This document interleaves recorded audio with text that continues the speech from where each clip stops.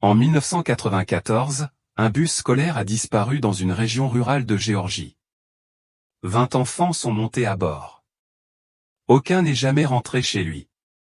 Pendant 3 décennies, aucune piste, aucune preuve, aucun corps n'ont été découverts, jusqu'à la découverte d'un bus enterré dans les bois, avec 19 squelettes d'enfants à l'intérieur et un siège vide. Aujourd'hui, un enquêteur spécialisé dans les affaires non résolues a révélé ce qui s'est réellement passé dans la forêt ce jour-là, et la vérité est plus sombre qu'on ne l'imaginait. 16 septembre 1994, comté de Knox, Géorgie. Le bus scolaire n'est jamais rentré. C'était censé être un vendredi de routine, 20 enfants, un seul conducteur, et une route sinueuse à 2 voies traversant les arbres derrière Brillers-au-Laos. Le même itinéraire chaque jour, les mêmes arrêts, le même horaire. Mais cet après-midi-là, le bus a disparu. Aucun témoin, aucune trace de pneus, aucun appel de détresse, juste le silence. À la tombée de la nuit, les équipes de recherche étaient dans les bois. Des hélicoptères survolaient les environs. Des chiens furent déployés. Mais ils ne trouvaient rien, ni épave, ni trace de dérapage, ni trace de l'existence du bus au-delà du kilomètre 42. Pour les familles, ce fut une longue série de questions, pour le comté, un scandale enfoui sous la corruption bureaucratique. Officiellement, on le qualifia d'accident tragique, une disparition non élucidée. Officieusement, on cessa d'en parler. C'est devenu une histoire de fantôme, un récit édifiant. Mais 30 ans plus tard, tout a changé. Une équipe de construction qui défrichait un terrain en bordure de Brillers-au-Laos a trouvé quelque chose sous la terre, du métal, arrondi comme le toit d'une voiture. Ils ont creusé plus profondément. C'était le bus. À l'intérieur se trouvaient 19 squelettes de la taille d'un enfant, soigneusement rangés sur leur siège, mais le siège 20, côté fenêtre, était vide. Ni corps, ni os, aucune trace du dernier enfant. Et celui qui a enterré ce bus ne s'attendait pas à ce que quelqu'un le retrouve. Le soleil était bas sur le comté de Knox, projetant ses longs rayons ambrés sur les champs tandis que le bus numéro 87 descendait bruyamment l'étroite route à 2 voies. Des pins bordaient la route tels des soldats, leurs ombres fendant l'asphalte craquelé en pulsations rythmiques. C'était le dernier jour d'école avant les vacances d'automne, et la dernière fois que l'on verrait les enfants vivants. Au volant, Harold Nash, un vétéran du Vietnam de 61 ans, était calme, fiable et avait parcouru la même route rurale pendant 17 ans. C'était le genre d'homme que l'on décrit comme « réservé », dont la nécrologie ne mentionnait que la guerre, un hobby et rien d'autre. Il n'avait pas manqué un seul quart de travail depuis 1986. Son bus, jaune usé et grinçant dans ses suspensions, transportait 20 enfants de l'école primaire d'Alton et du collège Knox, du CE1 à la 4e, un mélange d'enfants de la ferme, d'enfants à clé et de marginaux issus des communautés pauvres des crêtes du comté. La plupart se connaissaient, la plupart empruntaient ce même trajet chaque jour d'école depuis des années. Au 3e rang, Lenny Cross, 11 ans, faisait rebondir une balle en caoutchouc rouge entre ses paumes, murmurant un défi à la fille à côté de lui, Annie Blake, 10 ans, pour savoir qui cracherait le plus loin par la fenêtre. Au fond, Ellie Thurman, 12 ans, était assise, le dos appuyé contre le siège en vinyle craquelé, les genoux repliés, un cahier à spirale vert en équilibre sur les cuisses. Elle ne faisait pas partie de ces enfants bruyants. On ne la détestait même pas, on la voyait et on l'oubliait. Ellie avait une façon de se fondre dans le bruit, ce qui était bien, elle préférait observer et écrire. La page du carnet contenait une liste inachevée. Le chauffeur de bus regarde toujours le miroir. Lenny ment à propos de son père. Il y a un problème avec les fenêtres. Je pense qu'on nous suit encore. Elle marqua une pause, tapotant son menton avec la gomme du crayon, son regard se posant sur le rétroviseur latéral, juste au-dessus de la tête de Nash.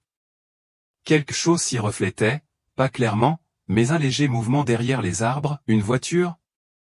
Une personne? Le bus franchit une barrière à bestiaux familière qui grinçait sous son poids, s'engageant sur le tronçon de Brillers-au-Laos, un couloir de 6 km de route forestière non goudronnée, si encombré de kudzu et de pins que même la lumière du soleil peinait à la pénétrer. L'air changea ici, plus dense, plus gris, comme si quelque chose retenait son souffle dès qu'on le traversait. Nash ralentit instinctivement, tout le monde le faisait sur cette route. Les pneus grinçaient sur la terre inégale, la poussière embuant les vitres arrière.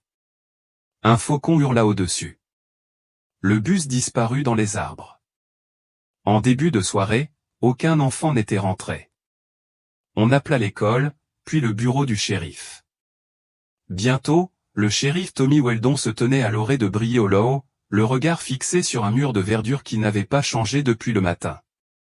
Pas de traces d'accident, pas de traces de pneus fraîches, juste le portail ouvert, le chant des grillons.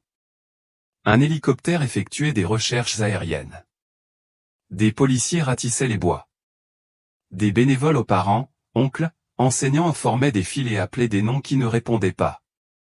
Il n'y avait ni bus, ni Nash, ni enfant, ni raison valable, seulement le sentiment horrible et accablant que la terre s'était ouverte et les avait engloutis.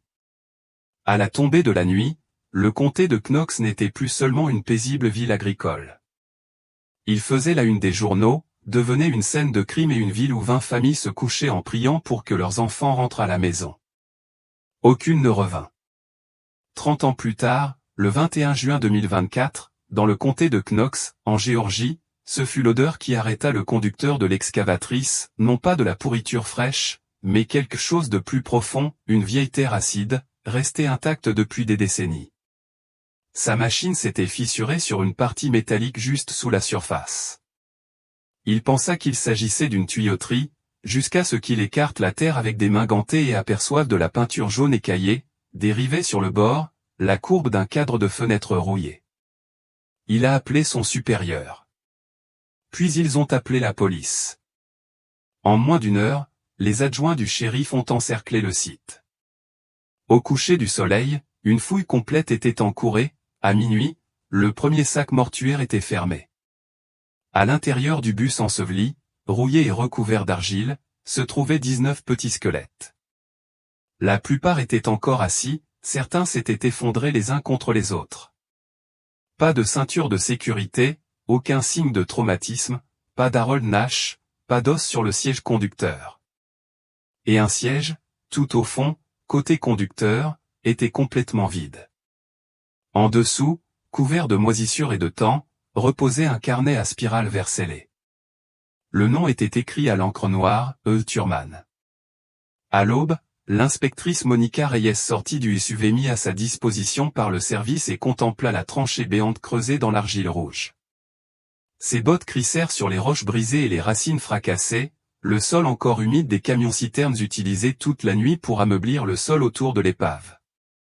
Dans la fosse, à moitié enterré, gisait le bus scolaire. Son avant s'était effondré sous 30 ans de silence, le toit s'était affaissé juste assez pour laisser entrevoir une décomposition, mais la carrosserie était intacte, du métal solide sous des couches de temps et de secret. Une peinture jaune délavée portait les lettres noires, Knox County SD numéro 87, sur le flanc. C'était désormais un cercueil. Reyes baissa ses lunettes de soleil et s'approcha, saluant d'un signe de tête le technicien qui montait la garde autour du périmètre. Du mouvement? La femme secoua la tête. Juste nous et les morts. L'intérieur avait été débarrassé des débris pendant la nuit. Une tente de fortune couvrait l'arrière pour bloquer la lumière du soleil, protégeant ainsi ce qui pouvait l'être jusqu'à la fin des investigations. Des ossements jonchaient les bancs en vinyle. La plupart s'étaient effondrés en avant ou affaissés les uns contre les autres, comme s'ils étaient assis au moment de leur mort, comme s'ils n'avaient même pas essayé de sortir. Reyes se baissa sous une poutre métallique tordue et se dirigea lentement vers le fond, passant devant des rangées de squelettes de la taille d'un enfant, certains portant encore des lambeaux de tissu autour des côtes. Des baskets vieilles de plusieurs décennies s'effondrèrent sous son contact. Un petit crâne était caché sous un banc, comme s'il s'était caché. Elle s'arrêta au dernier rang, à gauche, le coin du fond vide, un espace où quelqu'un aurait dû se trouver. Inspecteur, appela le médecin légiste derrière elle. Vous voudrez voir ça. Reyes se retourna. Le docteur Bisley, un homme trapu aux yeux fatigués et au coup de soleil permanent, tenait un sac transparent à preuve à la lumière. À l'intérieur se trouvait un carnet vert à reliure spirale, gondolé et taché par le temps, mais miraculeusement intacte. Les lettres de la couverture étaient décolorées, mais encore lisibles. Thurman, chambre 212. Nous pensons que c'était la sienne, a-t-il ajouté. Il reste des pages, la plupart sont endommagées par l'eau, mais certaines, près du centre, sont encore lisibles. Reyes prit le sac et regarda à travers le plastique. Les pages à l'intérieur n'étaient pas remplies de devoirs de maths ou d'exercices d'orthographe. Elles étaient couvertes d'écritures manuscrites, des traits d'encre et de crayons coincés dans les marges, des phrases soulignées, des mots encadrés. Elle retourna lentement le sac. Un passage près du bord attira son attention, écrit en lettres capitales tremblantes. On n'est pas encore mort, mais on le sera bientôt. Je les entends chuchoter quand le bus s'arrête. Je crois que le chauffeur le sait. Reyes leva les yeux du carnet, son pouce accélérant. Notez ceci, classez-le par ordre de priorité pour la récupération et la documentation. Chaque page. Elle ressortit dans la chaleur, essuyant une goutte de sueur sur son front. Aux abords du site, les journalistes s'étaient déjà rassemblés, téléobjectifs, micros, camionnettes. Les murmures avaient repris. 30 minutes plus tard, Reyes était assise dans une pièce tapissée de cartons défraîchis et de vieux tableaux d'affichage. Elle n'avait été réaffectée ici que 3 semaines auparavant, une mutation latérale du comté de Fulton après une affaire ratée lors d'une réorganisation du service. Elle s'attendait à du bruit, des stupéfiants, des cambriolages. Au lieu de cela, elle avait atterri au milieu de ce qu'on appelait déjà le pire. Elle ouvrit le dossier de l'affaire non résolue, affaire numéro 9409 KC, disparue. Ligne de bus numéro 5. Harold Nash. 16 septembre 1994. 20 élèves à bord. Tous déclarés présumés décédés en 2001. Les corps n'ont jamais été retrouvés. Des photos la fixaient du fond du dossier, des portraits d'écoliers, des enfants en salopette et pulls dépareillés, des visages figés dans une innocence granuleuse et décalée. Des garçons au sourire en coin, des filles aux nœuds trop grands pour leur tête. La photo d'Ellie Thurman en faisait partie. Reyes fronça les sourcils. Quelque chose clochait. Une annotation défilait au coin de la page, à l'encre bleue, déclaré décédé en 2001. Sans reste. Et en dessous, d'une autre écriture, vue pour la dernière fois écrivant dans un carnet. Décrit comme calme, vigilant. Sa mère a déménagé dans un autre état en 1996. Pas d'adresse de réexpédition. Reyes se leva brusquement et porta le dossier au chef adjoint Lamar Banks, un homme assez âgé pour avoir participé à l'enquête initiale. Elle le trouva dans son bureau, les yeux rivés sur une télévision silencieuse qui rediffusait en boucle le chantier de fouilles. « Monsieur, j'ai une question à propos d'une des enfants, Eleanor Thurman. » Banks leva les yeux, l'air déjà fatigué. « Oui, l'écrivaine. C'est la seule qu'on n'a jamais retrouvée. C'est aussi la seule dont la place était libre dans ce bus. Je veux rouvrir son profil, a déclaré Reyes. Ne t'emballe pas, Reyes. Il y avait des os éparpillés dans la terre. Peut-être que les siens sont là-bas et ont juste échappé au premier coup de balai. Elle écrivit ceci, Reyes brandit une copie scannée de la page du carnet, disant qu'il n'était pas encore mort, qu'elle entendait des choses, quelque chose comme quelqu'un qui murmurait à l'arrêt du bus, comme si le chauffeur savait. Elle avait 12 ans. Banks dit, 12 ans et probablement en train d'halluciner ou de documenter. Il détourna le regard, la mâchoire crispée. On a dû classer cette affaire. Les gens ont arrêté de poser des questions. Le comté a arrêté de financer. Et Harold Nash. Il secoua la tête. Il n'était pas parfait, mais ce n'était pas un tueur. Pas de corps, pas de reste, pas de réponse. Sauf votre respect, monsieur, vous aviez 20 enfants et un chauffeur disparu. Nous en avons retrouvé 19. Celle qui aurait pu survivre nous a laissé un message si elle est toujours là, dit Banks, mais il semblait mal à l'aise. Si elle est là et qu'elle a vu ce qui s'est passé, elle se cache depuis 30 ans. Demandez-vous pourquoi. Plus tard dans la soirée, Reyes était assise chez elle dans le noir, le carnet d'Ellie Thurman ouvert sur son ordinateur portable. Ses doigts traçaient chaque ligne. Une entrée en particulier l'arrêta. Aujourd'hui, on n'est pas allé à l'école. Le bus a fait demi-tour. La route était différente. Il a dit qu'il y avait un raccourci. Il n'y avait pas de raccourci sur la route 5. Pas en 1994. Jamais. Son téléphone vibra. C'était le laboratoire de police scientifique. L'ADN des restes correspondait déjà aux archives familiales, mais il n'y avait aucune correspondance pour Ellie Thurman. Pas un cheveu, pas une dent, pas une trace. Son siège était resté intact, et elle avait écrit jusqu'au bout. Les chaises pliantes de la salle communautaire du comté de Knox craquaient sous le poids d'un vieux chagrin. Il les avait tous rassemblés, les parents, ceux qui en restaient, ceux qui étaient restés, ceux qui s'étaient remariés, ceux qui n'avaient jamais retiré les photos de leurs enfants du réfrigérateur. La plupart ne s'étaient pas retrouvés ensemble dans la même pièce depuis que les veillées aux chandelles s'étaient estompées et que les journalistes avaient cessé de téléphoner. L'inspectrice Monica Reyes se tenait au fond de la salle. Elle n'avait pas beaucoup dormi. Son carnet était rempli de gribouillis, de noms, de relations.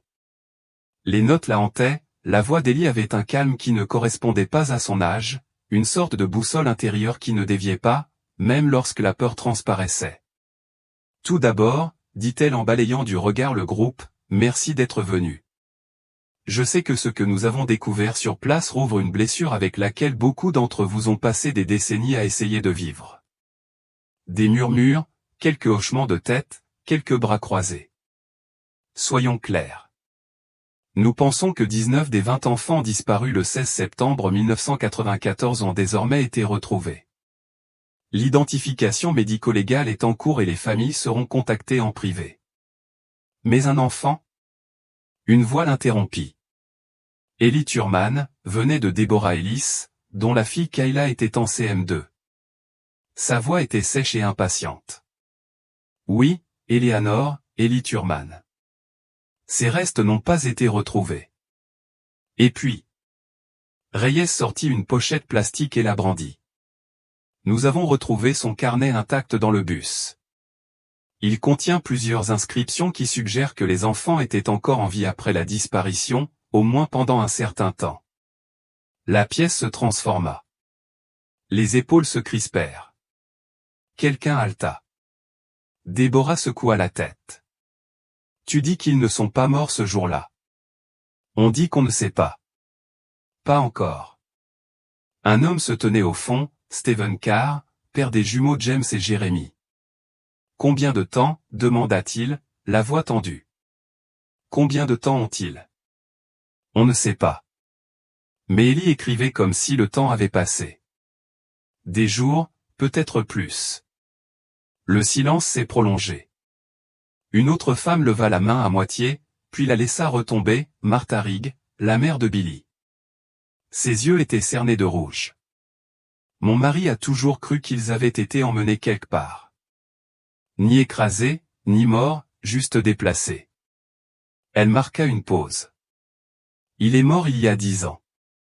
Je pense encore que Billy pourrait revenir à la maison. Reyes hocha lentement la tête. Il y a encore une chose. Quelqu'un a laissé ça. Elle tapota de nouveau le carnet. Ceux qui ont enterré ce bus ne l'ont pas pris. Ça me dit deux choses, soit ils ne savaient pas qu'il était là, soit ils s'en fichaient. Ce qui soulève la question, pourquoi Ellie n'était-elle pas avec eux? Peut-être qu'elle s'est échappée, murmura quelqu'un. Ou peut-être, pensa Reyes, qu'elle a été emmenée séparément. De retour au bureau du shérif, Reyes était assise avec une boîte étiquetée « Thurman, personne disparue » fermée en 2001. À l'intérieur se trouvaient des photos, des dossiers scolaires, une brosse à cheveux roses, une lettre de sa mère datée d'avril 1995 demandant des nouvelles, un coin déchiré d'une carte d'anniversaire avec une famille en bâtonnet dessinée au crayon. Reyes sortit les notes des services sociaux. Après la disparition, la mère d'Ellie, Janet Thurman, était restée dans le comté de Knox pendant 2 ans. Puis, sans prévenir, elle est partie. D'après les registres du DMV, elle a vendu sa voiture au comptant et n'a jamais laissé d'adresse de réexpédition. L'appartement qu'elle louait a été libéré en cours de bail. Enfant disparu, parents disparus.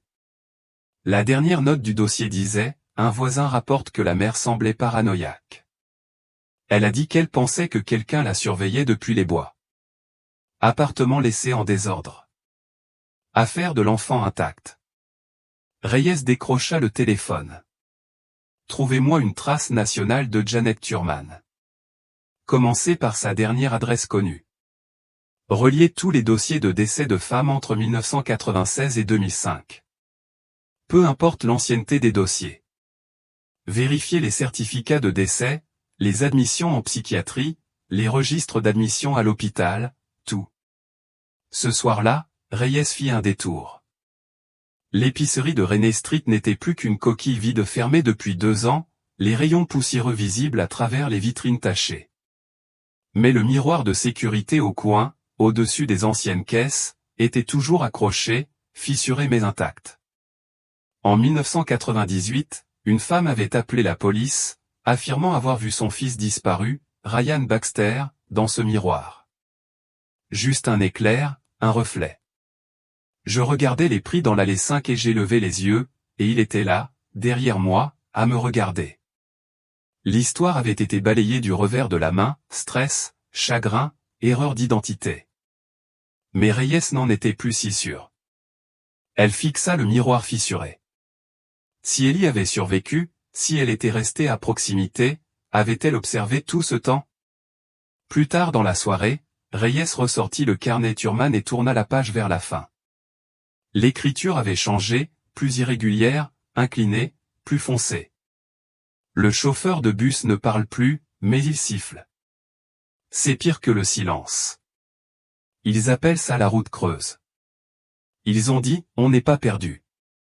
On est en train de nous reprogrammer. Quelqu'un nous observe toujours derrière la clôture, un homme avec un masque comme un chien. Elle fixa les mots un long moment. Un sifflement. Un masque de chien. Ce n'était pas un simple enlèvement. C'était autre chose, quelque chose d'organisé, de délibéré, et une enfant avait tout vu. Le laboratoire de médecine légale du bureau d'enquête de Géorgie était silencieux, à l'exception du faible bourdonnement des unités de réfrigération et du léger bourdonnement des néons. Reyes se tenait près d'une table en métal, les bras croisés sur la poitrine, tandis que le médecin légiste feuilletait une tablette contenant des images du squelette. 19 restes partiels ont été retrouvés jusqu'à présent, a-t-il déclaré. Nous procédons encore à des analyses ADN complètes, mais les dossiers dentaires confirment 13 correspondances avec la liste initiale des élèves. Et les 6 autres, demanda Reyes. J'attends toujours. La dégradation osseuse complique les choses. Mais c'est ce que nous n'avons pas trouvé qui m'inquiète le plus. Il passa devant un écran montrant une reconstitution numérique de l'intérieur du bus. Chaque squelette, de taille enfant, était marqué en rouge, numéroté de 1 à 19. Le 20e siège, dit-il en tapotant le coin vide, ne présentait aucun résidu de tissu, aucune trace d'ADN, pas même de poussière d'os. C'est comme si ce siège n'avait jamais été occupé pendant la décomposition. Tu es sûr? Demanda Reyes. Il hocha la tête. Positif. Les autres sièges présentent des taches d'origine environnementale, des traces de poils ou d'insectes. Celui-ci est propre, impeccable, intact. Reyes le ressentit à nouveau, cette certitude silencieuse grandissant en elle. Quelqu'un avait quitté ce bus avant qu'il ne soit enterré. Le lendemain matin, elle était de retour à Brieau-Low, debout au bord de la tranchée dégagée où le bus avait été déterré. Une odeur d'argile humide persistait, et du plastique noir recouvrait désormais la cavité. Des bornes topographiques parsemaient le périmètre. L'adjointe Claire Merrill s'est approchée, un presse-papier à la main. Nous avons récupéré d'autres relevés aériens, a-t-elle dit. Le comté de Knox a réalisé un relevé topographique en 1995, un an après la disparition du bus. Regardez. Elle tendit à Reyes une image satellite. La zone était en grande partie constituée d'arbres et de broussailles. Mais Reyes la remarqua immédiatement, une empreinte rectangulaire parfaite dans le sol, à peine visible. La forme d'un bus. Seigneur, murmura Reyes. Il est là depuis tout ce temps. Ils l'ont recouvert de terre lors de l'échec du projet de contournement en 1997 et ils l'ont construit juste par-dessus. Personne ne l'a remarqué. Reyes se tourna vers la lisière des arbres. Quelqu'un l'avait fait. De retour au bureau du shérif, elle a fouillé le dossier d'Harold Nash. Le dossier du conducteur était vierge, vétéran de l'armée, 2 déploiements au Vietnam, embauché par le district scolaire en 1977. Aucune plainte. Pas de famille. Mais il y avait des trous.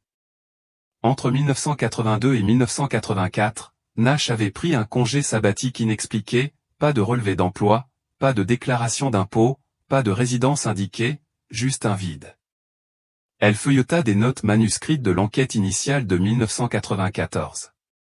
L'une d'elles retint son attention, la déclaration d'un ancien élève, Reggie Parker, alors âgé de 13 ans, qui prenait le bus de Nash jusqu'à son changement d'école 2 ans avant la disparition. La déclaration disait, « Monsieur Nash nous emmenait parfois faire le long chemin pour rentrer.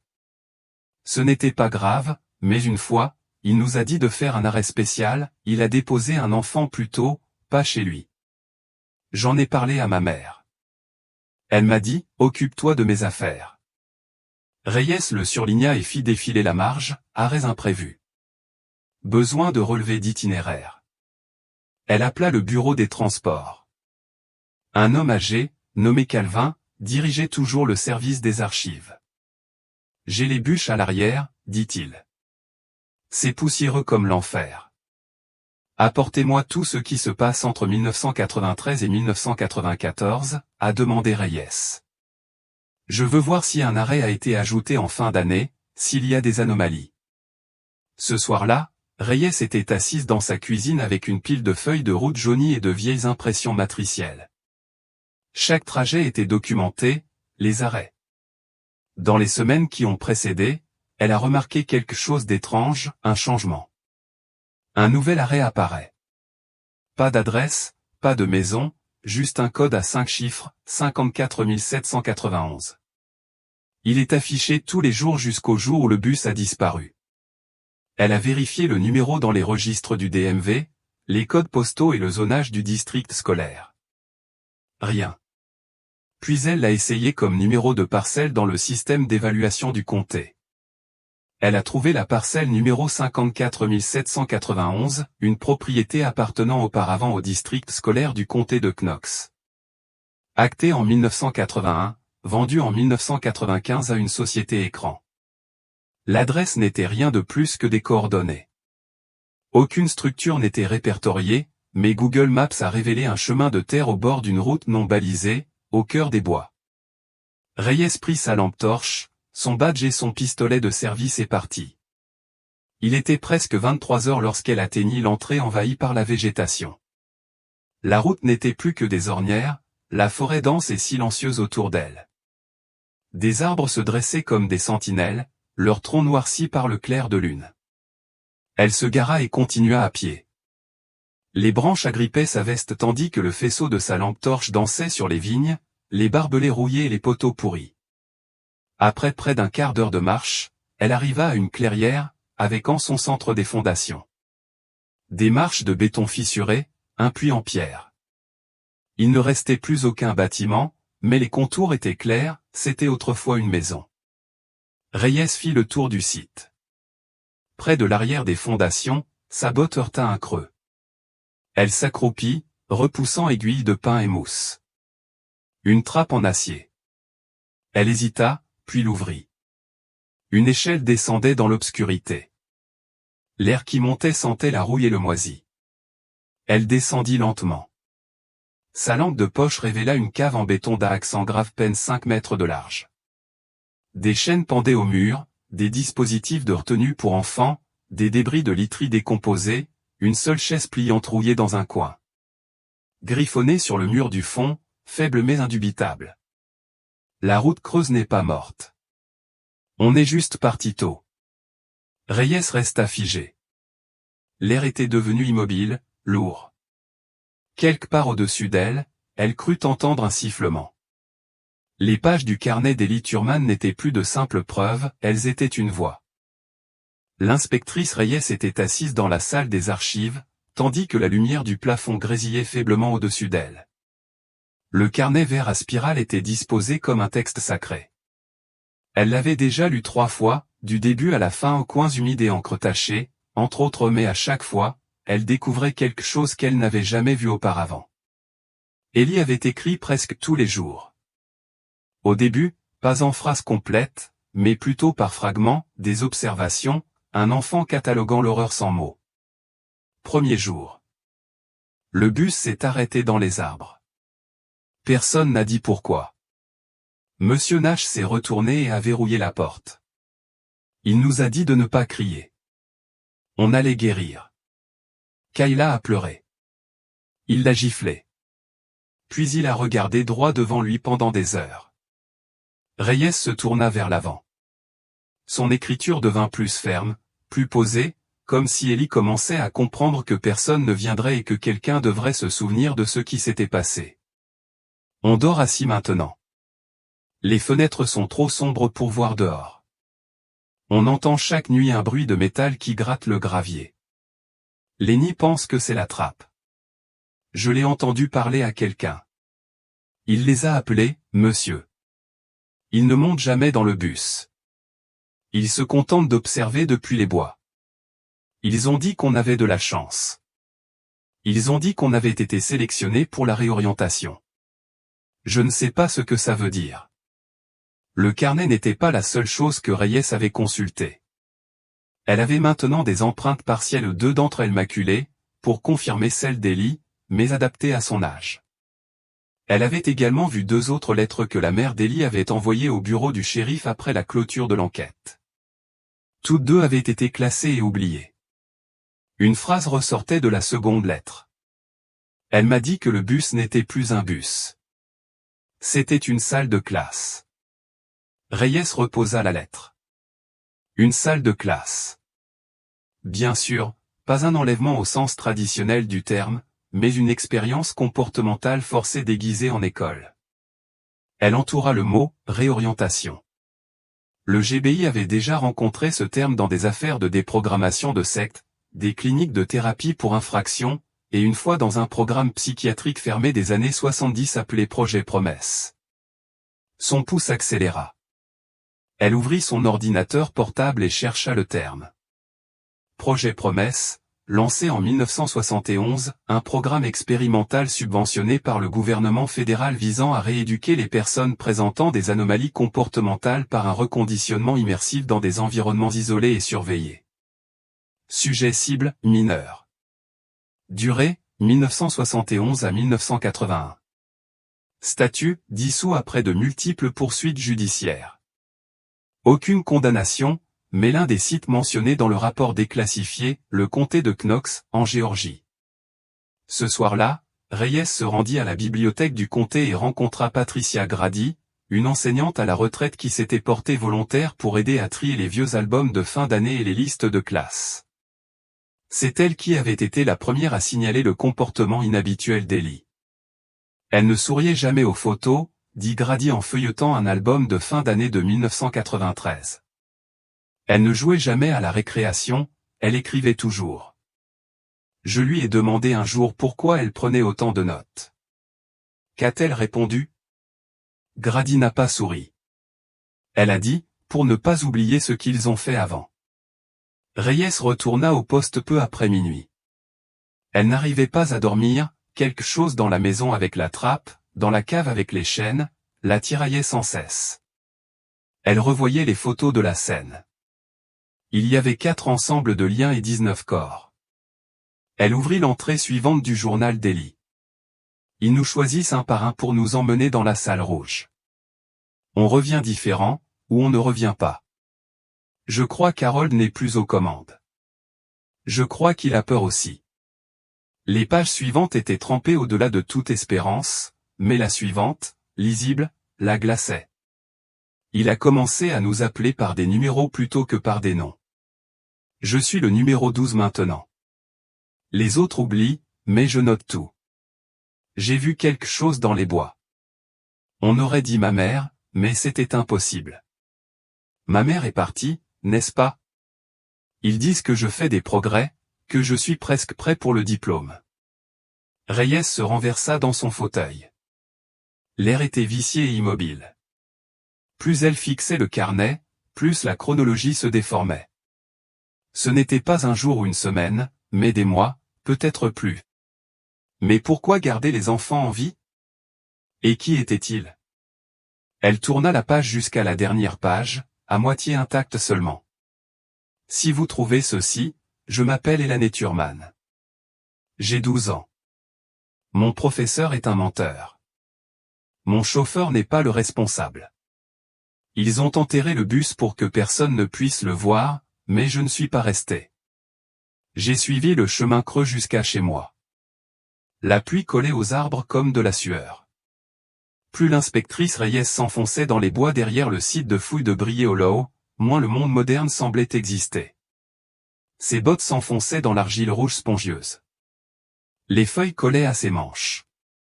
Chaque bruit, chaque craquement de branches, chaque goutte d'eau semblait amplifiée par le silence. Elle avait suivi les coordonnées indiquées sur un plan parcellaire datant de 1995.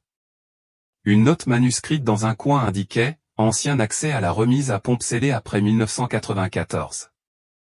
La structure qu'elle avait trouvée n'était pas grande, une cabane en tôle ondulée, rouillée au-dessus de sa porte cadenassée et engloutie par le lierre. Elle était penchée en biais, le toit s'affaissant en son milieu.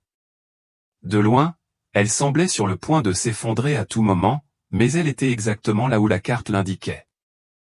Reyes s'accroupit. La serrure était vieille. Elle la tourna d'une main gantée, et elle s'effondra comme un ossement sec. La porte grinça, révélant un étroit tunnel de béton, couvert d'algues et creusé à même le flanc de la colline. Une échelle métallique descendait dans l'obscurité. Elle alluma sa lampe de poche. Ça sentait le bois mouillé, la rouille et quelque chose de plus ancien, du papier humide, de la moisissure et de la pourriture. Au fond du tunnel, le passage s'élargissait en un couloir bas et carré, comme un ancien système de gestion des eaux ou un abri anti-tempête. Reyes avançait prudemment. Les murs étaient numérotés à la craie, de 01 à 04, puis de 05 à 20. Elle crut d'abord à des graffitis, puis réalisa que chaque numéro marquait une porte. De petites portes en acier de 1,20 m de haut sur 60 mètres de large comme des casiers ou des cryptes. Une à une, elle les ouvrit. La plupart étaient vides, sauf la porte 7, où elle trouva une chaussure de tennis d'enfant, couverte de terre, portant encore un autocollant délavé, « Bonjour, je m'appelle Kayla ». La porte 13 contenait une pile de Polaroid dans un sac à sandwich, des photos des enfants à l'intérieur du bus, endormis, les yeux fermés. Certains avec des plateaux repas sur les genoux, d'autres avec du sparadrap sur les bras, comme des patients. La porte 20 était scellée de l'intérieur. Elle ne l'ouvrit pas. Pas encore. De retour à la surface, Reyes remit les preuves à l'adjoint Merrill et appela. Nous allons avoir besoin d'un géoradar et d'une équipe de police scientifique. Ce n'est pas un dépotoir. C'est une installation. Merrill fixa la cabane. Tu crois que ça faisait partie du projet Promesse? Je pense que c'était la continuation locale du système, en dehors des livres. Peut-être que quelqu'un a essayé de le recréer, de le maintenir après le confinement. Mais pourquoi des enfants? Demanda Merrill. Reyes ne répondit pas. Elle le savait déjà, parce que les enfants pouvaient être remodelés, réécrits, contrôlés et Ellie Thurman avait été leur chroniqueuse. Cette nuit-là, Reyes rouvrit les dossiers des affaires non résolues et recoupa les déclarations originales. Un nom réapparaissait sans cesse non pas dans les dossiers, mais dans le carnet d'Ellie. Monsieur Harrow dit que nous approchons de notre examen final. Monsieur Harrow n'aime pas qu'on pleure. Monsieur Harrow sent l'eau de Javel et la cigarette. Aucun nom de Monsieur Harrow ne figurait dans les dossiers scolaires, ni professeur, ni administrateur, ni membre du personnel. Elle parcourut les anciens registres d'impôts fonciers. Rien. Puis elle vérifia les pseudonymes associés aux prestataires externes du projet Promise. Un nom déclencha une correspondance, le docteur Thomas Arrow, consultant en comportement affilié à Promise entre 1974 et 1980. Dernière résidence connue, Homestead, Géorgie. Le pouls de Reyes s'accéléra. Elle prit son téléphone et appela pour obtenir un mandat d'arrêt. Le lendemain matin, une équipe arriva à la maison, une maison coloniale de 2 étages, enfouie derrière des chênes, les volets pendus de travers, la boîte aux lettres rouillée depuis longtemps. Le jardin était jonché de tricycles cassés, de chaises de jardin déformées et d'une balançoire défraîchie se balançant au vent. Personne n'y avait vécu depuis des années. À l'intérieur, l'air était chargé de moisissures et de poussière. Mais au sous-sol, derrière un faux mur, ils trouvèrent des cartons de dossiers ou des chemises en papier craft numérotées, chacune contenant des photos, des notes psychologiques et des registres de punition. Reyes les feuilleta avec une terreur croissante. Sujet 12, Elaine Thurman. Présente une résistance cognitive au conditionnement de groupe, une rétention élevée, un détachement social et un risque de rétention narrative. Recommande l'isolement. En dessous, une note griffonnée au marqueur rouge, ne se cassera pas. Peut être dangereux. Observation. De retour à la gare, l'équipe médico-légale a fait le point. Les restes retrouvés dans le bus avaient tous été identifiés. Chacun correspondait à un enfant de la liste des disparus, sauf un. Le squelette numéro 18 n'était pas celui d'un étudiant. Il s'agissait d'un homme de taille adulte, âgé d'environ 60 à 65 ans. Cause du décès, traumatisme contondant à l'arrière du crâne. Ils ont extrait le dossier dentaire. Il s'agissait d'Harold Nash, le chauffeur du bus. Reyes fixait le mur de photos de l'affaire. Si Nash était mort dans le bus, alors quelqu'un d'autre l'avait enterré. Quelqu'un d'autre avait conduit le bus dans les bois. Quelqu'un d'autre avait gardé le contrôle. Et cette personne, quelle qu'elle soit, avait veillé à ce que le siège d'Ellie Thurman soit libre, ce qui signifiait qu'il y avait encore une chance qu'elle soit en vie, ou que quelqu'un veuille le faire croire. La vidéo était granuleuse, horodatée à 2h13, filmée par une caméra de surveillance positionnée le long d'une clôture bordant le site de fouilles de Briey-Hollow. La plupart des images étaient banales, des branches ondulantes, des insectes clignotant devant l'objectif, jusqu'à ce que le détecteur de mouvement se déclenche et repère une silhouette debout juste à l'intérieur de la limite des arbres, immobile, à l'affût. Reyes se pencha plus près. L'homme était grand, peut-être 1,80 m, portant une casquette basse et une lourde veste malgré la chaleur estivale. Il resta là 26 secondes, puis se retourna lentement et retourna dans l'obscurité. Elle rembobina la vidéo, encore et encore. Il ne broncha pas, ne fit pas les 100 pas, ne regarda pas autour de lui. Il savait exactement où se placer et ce qu'il cherchait. Au matin, l'image avait été retouchée par l'équipe de criminalistique numérique. Le visage de l'homme était partiellement masqué, mais une partie de sa joue gauche était visible, sa peau pâle était fortement marquée, comme par une ancienne brûlure. La reconnaissance faciale a donné un résultat positif. Nom, Gerald Wexley. Âge, 63 ans. Profession, ancien conseiller scolaire, retraité. Affiliation, district scolaire du comté de Knox, de 1992 à 1994. Il était l'un des 4 membres du personnel réaffecté après la disparition de la route 5. Les 3 autres avaient quitté l'État où étaient décédés, mais Wexley, il est resté en Géorgie et a modifié les registres du comté. Il a acheté une caravane sous un nom de fiducie, puis a disparu des réseaux. Reyes a obtenu l'adresse. Elle l'a retrouvé près de Lyon, en Géorgie, à 110 km au sud-est du comté de Knox. Sa caravane était posée au bout d'un chemin de terre rouge, entouré d'herbe haute. Un générateur ronronnait à l'arrière. Des carillons éoliens à moitié gelés tintaient dans les arbres, et un épouvantail sans yeux, la bouche cousue se dressait comme un avertissement au bord de la cour. Reyes s'approcha de la porte et frappa 2 fois. Aucune réponse. Elle attendit, frappa de nouveau. Puis la porte s'ouvrit en grinçant. Il se tenait dans l'embrasure sombre, Gerald Wexley, sans équivoque. De profondes cicatrices de brûlure sillonnaient sa joue et descendaient le long de son cou. Son œil gauche était d'un blanc laiteux. « Tu ne devrais pas être ici, dit-il d'une voix rauque. Je suis avec Monica Reyes, détective du comté de Knox. J'aimerais vous parler du bus. Je n'en parle pas, a-t-il dit. Personne ne le fait. Quelqu'un l'a fait, répondit-elle. Ellie Thurman, tu te souviens d'elle? Il cligna des yeux. Je sais que vous étiez salarié. Vous étiez inscrit comme conseiller remplaçant, mais rien ne prouve que vous ayez jamais vu d'élève. Aucun dossier, aucune visite enregistrée. Vous faisiez partie du personnel lorsque 20 enfants ont disparu. Wexley ne bougea pas. Son œil valide se porta vers les bois. Reyes insista. Tu regardais les fouilles? C'est toi sur la caméra. Toujours rien. Puis il dit doucement, ils ont dit que le programme était terminé, que c'était fini pour nous. Mais non.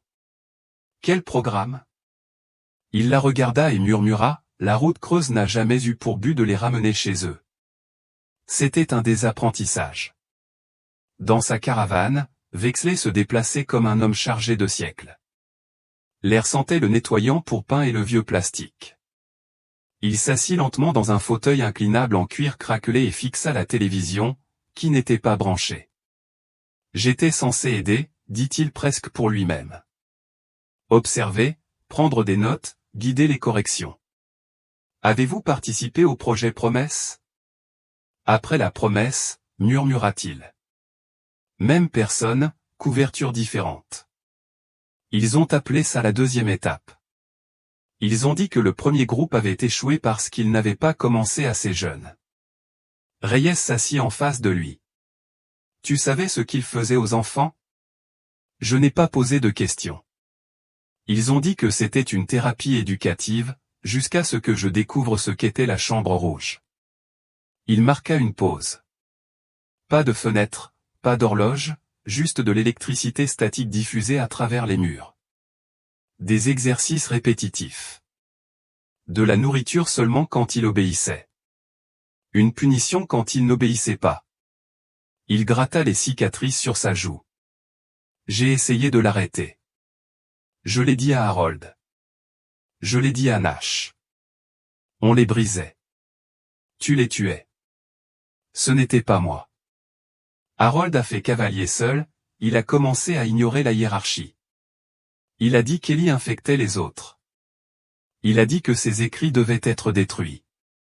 La voix de Reyes devint sèche. Mais ce n'était pas le cas. Elle a laissé ce carnet. Elle se souvenait de tout. Wexley hocha lentement la tête. Elle se souvenait toujours. Elle écrivait tout. Même quand on lui prenait les crayons, elle griffonnait le sol avec ses ongles si on la laissait faire. Elle n'était pas censée survivre. Reyes plissa les yeux. Alors comment est-elle sortie? Wexley se pencha en arrière. Parce qu'elle connaissait le chemin. Reyes retourna à la gare en silence, les mots de Wexley résonnant dans sa tête, pas les routes, pas l'horaire, la route creuse, le cadre psychologique qu'ils avaient utilisé, la structure, le modèle, et elle avait trouvé un moyen de s'en sortir. De retour à son bureau, Reyes trouva une enveloppe Kraft qui l'attendait. Sans adresse de retour. À l'intérieur se trouvait une photo datée d'octobre 1994. Elle montrait le bus garé, intact, non enterré. Une jeune fille se tenait à côté, Ellie. Une silhouette se tenait derrière elle, floue, le visage masqué par la lumière. Mais Ellie, elle regardait droit vers l'objectif, l'air vide, carnet à la main. La boîte était enfouie au fond d'un entrepôt, coincée derrière des plans d'urgence obsolètes et des classeurs recouverts d'encre de photocopie défraîchie. Reyes avait passé près de 3 heures à fouiller les archives SUBC du district scolaire unifié du comté de Knox, ravagé par la moisissure et la frustration, jusqu'à ce qu'elle tombe sur l'étiquette « Journaux des lignes de bus 1993 à 1995 », grand livre du manuel des copies du superviseur. Elle l'ouvrit avec un tournevis. À l'intérieur, entre des formulaires carbone et des reçus de service tachés d'huile, se trouvait un registre manuscrit, des pages jaunes soigneusement datées, chacune marquée d'un tampon bleu du commissaire des EW. Charles. Elle tourna la page jusqu'en septembre 1994. Chaque page indiquait les mêmes arrêts, le même ordre, jusqu'au 14 septembre, où une nouvelle entrée apparut à un endroit différent, pas d'adresse, juste un code. Arrêt numéro 21, dépose de caisse dans le tunnel X. Et puis encore le 15. Et encore le 16, le jour où les enfants ont disparu. Reyes s'est rendu directement des archives à l'endroit que Wexley avait décrit, à 5 miles à l'est du site d'enterrement du bus, dans une zone que les habitants appelaient Dead Cut, où le comté avait autrefois essayé de poser des conduites d'égout mais avait abandonné le projet en raison de l'instabilité du sol et des dépassements de budget. Il n'y avait ni clôture, ni signalisation, juste une ouverture dans le sous-bois et un tunnel d'accès recouvert d'une trappe rouillée et de broussailles. Elle l'ouvrit. L'air qui la frappa était chargé d'humidité et de décomposition, et d'autres choses, d'essence. Elle alluma sa lampe torche. Le tunnel en contrebas était bordé de caisses métalliques de vieilles caisses, fournies par le gouvernement. Sur le couvercle de chacune, on pouvait lire au pochoir, propriété du ministère de l'Éducation des États-Unis, matériel de formation à accès restreint. Reyes en ouvrit un. À l'intérieur, un projecteur à bobine, des dizaines de cassettes, toutes étiquetées avec des titres bureaucratiques fades. Module 1A, reconnaissance de l'autorité. Module 3C, exercice de détachement parental. Module 5F, audio sur le conditionnement de la peur. Elle prit une autre caisse. Elle contenait des transcriptions, séances d'exercice de répétition. Répétez jusqu'à absorption. Il n'y a pas d'autre foyer que celui qui nous est donné. La douleur n'est pas une punition. La douleur est une correction. Sa lampe de poche tremblait. Ce n'était pas l'école, c'était de la programmation. Et Ellie l'avait appelée la salle rouge. Au fond du tunnel, Reyes découvrit une étroite brèche dans le mur. Le béton s'effritait, révélant un autre puits, celui-ci en pente raide. L'air était plus froid, les murs étaient humides de condensation. Elle suivit le puits sur 12 mètres avant qu'il ne débouche sur une chambre souterraine, un espace rectangulaire bordé de bancs en ciment. 4 cordes pendaient encore à des crochets. Des couvertures moisies gisaient dans un coin. Au sol, un matelas taché de rouille. Des rangées de chiffres gravés dans le mur de béton, comme un morceau de tuyau métallique, étaient barrés aux des dizaines, des centaines, certaines barrées, d'autres entourées. En dessous, griffonnés par des mains tremblantes, se trouvaient des mots. C'est ici qu'ils nous oublient. Mais je m'en souviens. Ils ont fait de nous des numéros. Mais je suis toujours Ellie. Un jour je rentrerai à pied. Cette nuit-là, de retour dans sa chambre de motel, Reyes étala les preuves comme autant de pièces de puzzle, le bus n'était pas un accident. Le chauffeur avait été assassiné. Les enfants furent conduits dans un système de tunnel conçu pour le conditionnement psychologique. Une enfant, Ellie, résista, documenta tout et survécut. Mais où était-elle passée?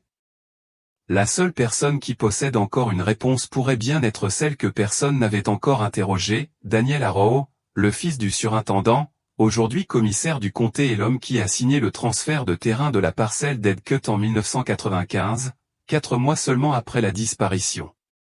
Reyes avait demandé un entretien.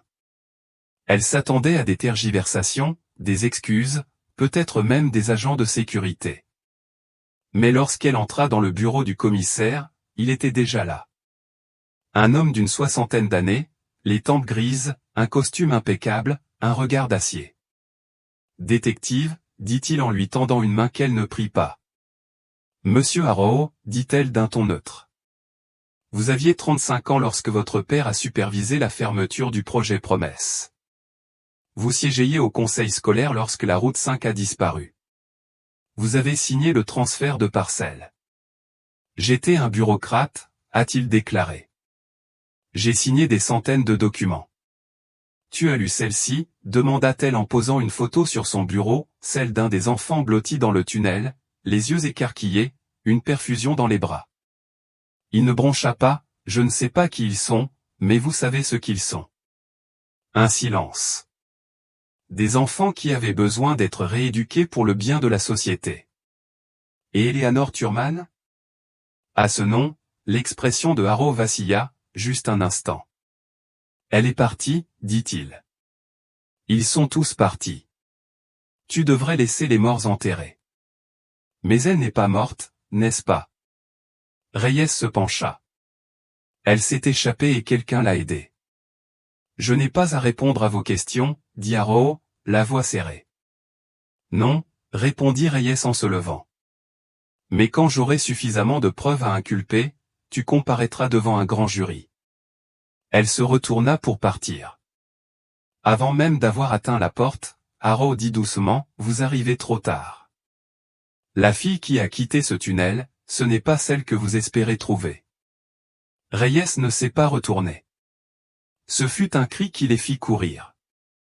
Un ouvrier du bâtiment, membre de l'équipe de débroussaillage pour l'extension du périmètre médico-légal près de Briey-Hollow, avait traversé une zone de terre meuble et s'était enfoncé presque jusqu'aux genoux.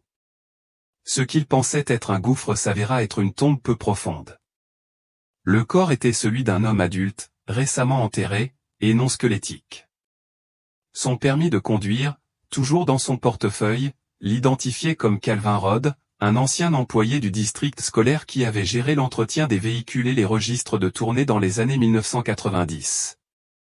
Il avait disparu 6 jours plus tôt, après que Reyes eut extrait son nom des registres et demandé un entretien. Il était désormais mort, enterré dans la même forêt qui avait englouti 20 enfants 30 ans plus tôt. Le soir même, Reyes était assis en face de Gerald Wexley, cette fois dans la salle d'interrogatoire sécurisée du bureau du shérif du comté de Knox. Il s'était rendu, malgré lui, après avoir reçu une mystérieuse enveloppe sur le porche de sa caravane, une copie du rapport d'autopsie de Calvin Rodd. Un avertissement. Il tue les vieux liens, dit-il doucement. À ceux qui se souviennent trop. Tu n'as qu'une seule chance de réparer ça. Dis-moi tout, dit Reyes. Selon Wexley, le programme n'a jamais vraiment pris fin. Après la fermeture du projet Promesse au début des années 80, plusieurs de ses plus fervents partisans en fonctionnaires de niveau intermédiaire, éducateurs, psychologues consultants décidèrent de privatiser le processus. Sans aucun contrôle, ils menèrent des expériences sur des groupes plus restreints, adolescents fugueurs, jeunes délinquants et, finalement, étudiants interpellés sous de faux prétextes. Ils utilisèrent les infrastructures scolaires, des terrains inutilisés, des bus détournés, d'anciens refuges engloutis dans les budgets. Les enfants de la route 5 n'ont pas été kidnappés, expliqua Wexley. Ils ont été redirigés vers les autorités du district. Harold Nash avait été choisi pour son silence, ses antécédents et sa fiabilité. Mais quelque chose a mal tourné. Nash a commencé à remettre en question la moralité du projet et à sympathiser avec Ellie, la seule enfant qui ne s'est jamais laissée abattre. Les autres ont commencé à suivre son exemple. Ils se souvenaient de leur vrai nom et refusaient de répéter les mantras. Alors Nash a fait un choix. Il a tenté de faire sortir Ellie clandestinement. Il a été attrapé et tué. Vous n'étiez pas seulement un observateur, a déclaré Reyes. Wexley secoua la tête. Elle les a numérotés. Je lui ai donné le carnet en lui disant de le lui laisser. Elle a tout noté, et j'ai cru qu'elle avait réussi. C'est vrai. Reyes fit glisser la photo sur la table, celle d'Ellie à côté du bus. C'est toi qui l'as prise, dit-elle. Wexley cligna lentement des yeux. Oui. Elle s'est échappée. Je l'ai emmenée à la sortie de la ville et lui ai dit de suivre les rails vers l'est. Je devais la retrouver le lendemain pour la raccompagner, mais à mon retour, elle avait disparu. Partie où? Il leva les yeux rouges. Je ne sais pas. Je crois que quelqu'un l'a eu en premier. Plus tard dans la soirée, Reyes arpentait sa chambre de motel, les yeux rivés sur le tableau d'enquête qu'elle avait punaisé au mur, cartes, photos d'identité judiciaire, pages de carnet, photos de surveillance. Jusqu'à présent, 19 enfants confirmés morts. Un disparu. Eleanor Thurman. Harold Nash assassiné. Calvin Rodd assassiné. Gerald Wexley au collaborateur avoué. Daniel Haro peu coopératif, dangereux. Le téléphone de Reyes vibra. C'était le laboratoire du GBI. On vient d'obtenir une correspondance grâce à une partie de l'ADN retrouvée sur le matelas dans le tunnel. C'est récent, vieux de plusieurs jours. À qui est-ce? Un bit. C'était l'année Thurman. Le lendemain matin, Reyes se tenait dans les bois derrière le tunnel. Une équipe ratissait la zone, mais il n'y avait aucune trace d'Ellie. Juste quelques empreintes de pas près de la clairière aux petites, féminines et un message gravé sur l'écorce d'un pin. Je me souviens. Il regarde toujours. Reyes se retourna lentement. Il l'avait manqué de plusieurs jours, peut-être de plusieurs heures. De retour à la gare, un message vocal m'attendait. Numéro non répertorié. Des parasites emplissaient la ligne, puis une voix de fille calme, posée, fatiguée. Arrêtez de me demander des nouvelles. Il est toujours là. Il traque les survivants. Je suis introuvable. Si vous lisez ceci, c'est que quelqu'un a enfin écouté. Mais ce n'est pas suffisant. Il faut creuser sous l'école. C'est là que la vérité est enterrée. L'école était condamnée depuis 20 ans. L'école élémentaire d'Alton, autrefois la fierté du comté de Knox, pourrissait désormais silencieusement sous des couches de lierre. Le toit s'affaissait en son milieu comme une colonne vertébrale brisée, et ses fenêtres avaient depuis longtemps été brisées par le temps ou par des vandales. Quand Reyes entra sur le campus, lampe torche et mandat en main, même les oiseaux refusèrent de chanter. Mais sous la décrépitude se trouvait le plan d'origine. Elle l'avait étudié pendant des jours, la cafétéria, l'ancien gymnase, le bureau administratif. Mais ce qui retint surtout son attention, c'était ce qui ne figurait pas sur le plan, le sous-sol. Ni répertorié, ni mesuré, mais mentionné dans une note du personnel de 1991 concernant les inondations fréquentes dans les réserves inférieures. Reyes avait retrouvé cette note enfouie dans des archives numériques que personne n'avait touchées depuis la faillite du district. Elle se dirigea donc vers la cafétéria, suivant son instinct et l'odeur de moisie et de terre. Derrière une file d'attente rouillée se trouvait une porte en acier avec un panneau déformé, personnel autorisé seulement, accroché de côté. Elle la poussa. L'escalier descendit dans l'ombre. Le sous-sol n'était pas un sous-sol. C'était un complexe. Reyes s'engagea dans un couloir qui s'étendait dans les deux sens, des murs de béton bordés de presse-papier, des luminaires fissurés et des affiches de motivation défraîchies qui n'avaient pas vu le jour depuis l'époque de Clinton. Administration. Le silence fait la force. Les meilleurs élèves ne répondent pas. On vous aime suffisamment pour vous faire corriger. Le faisceau de la lampe de poche balaya les portes au salle B, observation 1, unité d'isolement. Puis elle vit une peinture rouge écaillée au-dessus d'une porte d'acier verrouillée, la maison creuse. Elle força la porte avec un pied de biche. À l'intérieur se trouvait une pièce comme elle n'en avait jamais vue dans les tunnels, propre, froide, intentionnelle. Des panneaux insonorisés bordaient les murs. Un projecteur était fixé au plafond. 3 chaises pour enfants faisaient face à un écran noir et blanc dont l'écran clignotait encore. Sur le mur du fond était accroché un tableau en liège. Des dizaines de photos étaient soigneusement rangées, des enfants assis en rang, des enfants branchés à des électrodes, des enfants dormant sous des néons.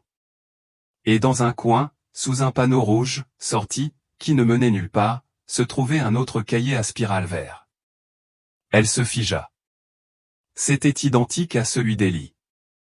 Sauf que celui-ci portait un nom inscrit sur la couverture intérieure, sujet 12. Observation seulement. Ne pas réaffecter. Risque de contamination possible. Les pages étaient presque pleines. Ce n'était pas le carnet d'Ellie. Il parlait d'elle. D'une écriture adulte et nette, il y avait des notes, des emplois du temps, des punitions. L'enfant continue de résister à l'assimilation des comportements collectifs. Il présente des souvenirs alarmants. Le sujet a commencé à consigner les protocoles de traitement. Les tentatives pour retirer son carnet sont infructueuses. Le sujet devient violent lorsqu'il en est séparé. L'équipe recommande l'arrêt du traitement. Le superviseur nie. Il affirme que le sujet 12 deviendra un groupe témoin. Reyes expira en tremblant. Il l'avait gardé non par pitié, mais pour observer, pour étudier celle qui avait résisté, et cela signifiait que quelqu'un la surveillait depuis bien plus longtemps qu'on ne le pensait. Elle se tourna vers le tableau en liège. Une photo, en haut à gauche, attira son attention. Elle représentait une jeune fille aux cheveux emmêlés, blouse d'hôpital trop grande assise à une table, les mains jointes, le regard vide. Mais ce n'était pas Ellie. C'était quelqu'un d'autre. Et debout derrière elle, une main sur l'épaule, se tenait Daniel Arroyo. Plus tard, de retour au bureau du shérif, Reyes confronta Wexley. « Vous avez menti », dit-elle en jetant la photo sur la table. Arroyo n'était pas qu'un simple fonctionnaire. Il était dans ce sous-sol. Il dirigeait l'affaire. Le visage de Wexley s'effondra. « Je ne savais pas. Je jure devant Dieu que je ne savais pas qu'il était là. Tu m'as dit que tu avais aidé Ellie à s'échapper. Je l'ai fait. Mais il a dû la suivre. Il a dû la retrouver avant qu'elle ne puisse partir. Je ne savais pas qu'elle avait été ramenée. » « Elle n'a pas été ramenée, » dit doucement Reyes. « Elle n'est jamais partie. » Wexley tressaillit. Et à cet instant, Reyes comprit ce qu'Ellie avait essayé de dire ni dans son message vocal, ni dans son journal, mais dans le simple fait qu'elle existait encore. La route du vide n'avait pas pris fin en 1994. Elle ne s'était jamais arrêtée. Et Ellie Thurman en était devenue le fantôme. Cette nuit-là, une équipe de drones fut envoyée pour scanner l'aile ouest de l'école élémentaire d'Alton. Un radar à pénétration de sol signala une anomalie, un couloir scellé, absent des plans, avec 5 portes lourdement blindées. Reyes enfila son uniforme et entra à l'aube avec une équipe tactique. Le couloir sentait l'ammoniaque et le silence. Passé la 5e porte, ils découvrirent un lit simple, un bureau, une petite lampe où la poussière et le temps étaient omniprésents. Mais quelque chose reposait sur l'oreiller, une photo d'Ellie, 12 ans, les yeux ouverts, un carnet à la main. Au dos, une écriture manuscrite que Reyes reconnut immédiatement, « Vous vous êtes rapproché, inspecteur. Mais pas assez. Je ne suis plus une enfant. Je suis ce que vous avez fait de moi.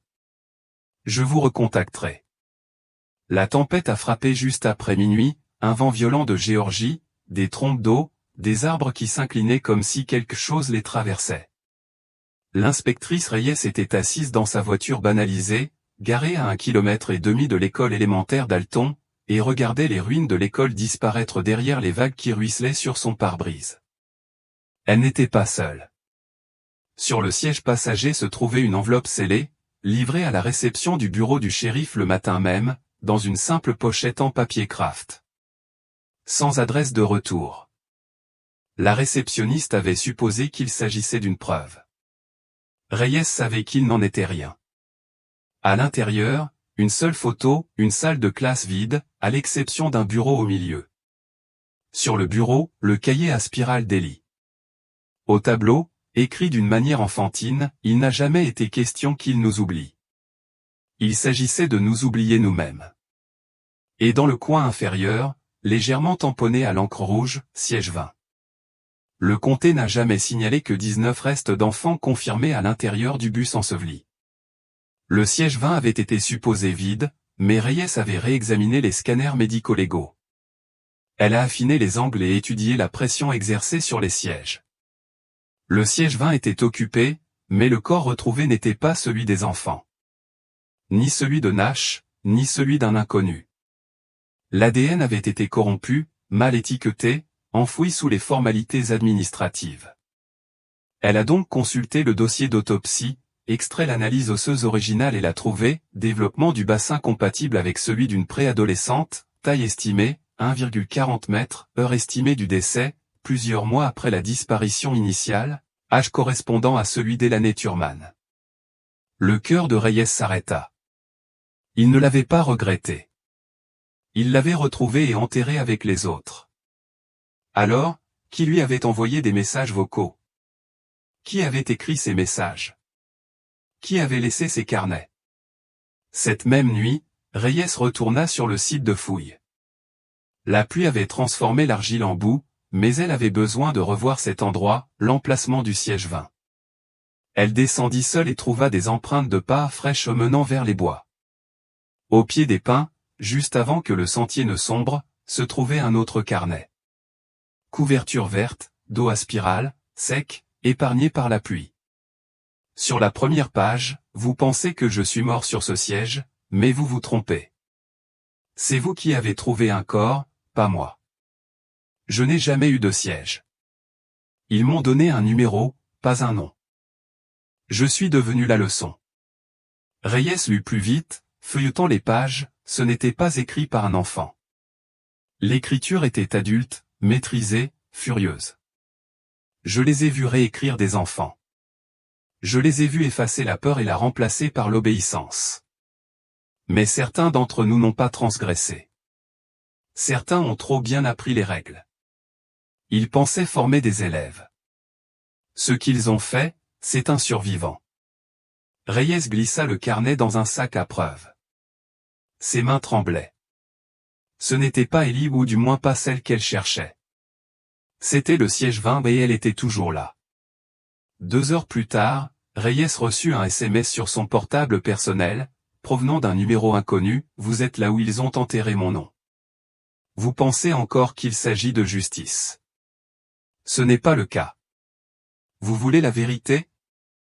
Venez seul. N'amenez personne.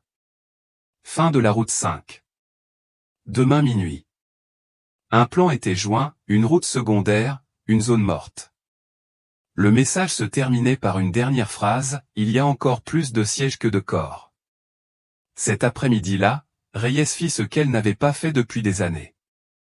Elle s'assit par terre dans sa chambre de motel, lumières éteintes, store baissé, et écouta la cassette originale d'Ellie Thurman récupérée aux archives, celle enregistrée par le psychologue scolaire en 1994.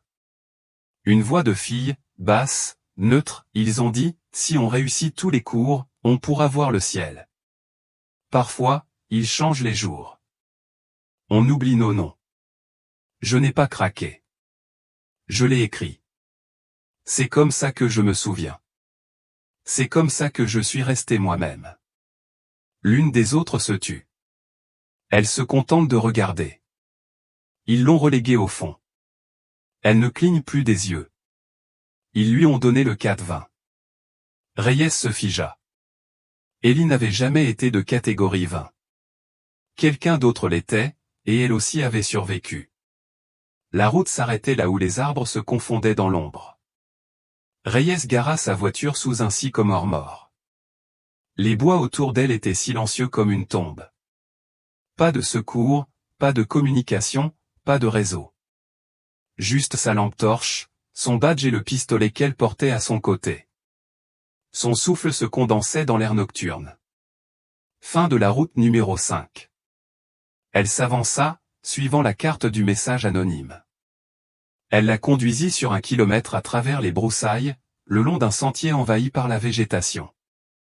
Seul quelqu'un qui l'avait parcouru 100 fois s'en souviendrait encore. Au bord d'un ravin, elle le trouva, un châssis de bus calciné, la carcasse noircie et creuse, coincée contre un chêne abattu. Pas celui enfoui, mais un autre. Une réplique. À l'intérieur, éclairée seulement par la lune, se tenait une silhouette solitaire, une femme d'une 40aine d'années, mince, pâle, les yeux grands ouverts, immobile. Elle était assise au siège 20, le vrai siège 20. « Tu es elle ?» dit doucement Reyes en entrant dans l'allée. La femme ne bougea pas. Ses cheveux lui arrivaient aux épaules, par endroits inégaux, comme coupés au couteau. Elle portait un imperméable d'enfant. Sur ses genoux se trouvait son cahier à spirale vert. Mais Reyes comprit immédiatement, ce n'était pas Ellie. C'était la fille qui suivait celle qu'on appelait le témoin. « Êtes-vous Elanie Thurman ?» Un clin d'œil. « Non », dit la femme d'une voix rauque. Ellie est partie. Reyes fit un pas en avant. « Alors, qui es-tu » La femme regarda droit devant elle. « C'était moi qu'ils ne pouvaient pas éduquer, alors ils ont essayé quelque chose de nouveau. » « Qu'est-ce qu'ils t'ont fait ?» « Ils m'ont obligé à regarder. » Je vais mettre en pause chaque leçon, chaque punition. Je me souvenais de tout. Il disait, si je ne parlais pas, je vivrais plus longtemps. Reyes s'assit sur le siège de l'autre côté de l'allée. Tu as laissé des mots. Ellie a essayé de s'échapper. J'ai essayé de me souvenir. Où est-elle? La femme tourna finalement la tête. Ses yeux étaient trop grands. Elle a réussi à sortir, mais elle n'est pas restée dehors. Un autre coup. Puis ils l'ont ramenée. Reyes ressentit cela comme un coup de poing dans la poitrine. Tu l'as vue. Elle était différente quand ils l'ont ramenée. Ils l'ont brisée. Ou du moins ils ont cru. Que veux-tu dire? Elle a souri alors qu'elle n'aurait pas dû. Elle a arrêté d'écrire. Elle a arrêté de cligner des yeux. Reyes sentit l'air changer. Le froid traversa la structure creuse du bus comme un souffle. Elle est devenue toi. La femme secoua la tête. Numéro. Je suis né d'elle. Quand ils ont perdu Ellie, ils ont fait de moi une ombre, un sujet de test. Ses mains se refermèrent plus fort sur le carnet. Ils m'ont donné son numéro, mais jamais sa voix. Reyes se pencha. C'est toi qui as tué Nash, n'est-ce pas? Un éclair. Numéro. Je l'ai vu mourir. Ils l'ont forcé à le faire. Sa voix se brisa comme du gravier. Des pas derrière elle, Reyes se retourna brusquement, arme au poing, mais il n'y avait personne. Lorsqu'elle se retourna, le siège 20 était vide, le carnet disparut. Seul un dernier message gravé sur le mur au-dessus du siège, elle vit en chacun de nous maintenant. Il n'y a pas de remise de diplôme. Il y a encore d'autres bus.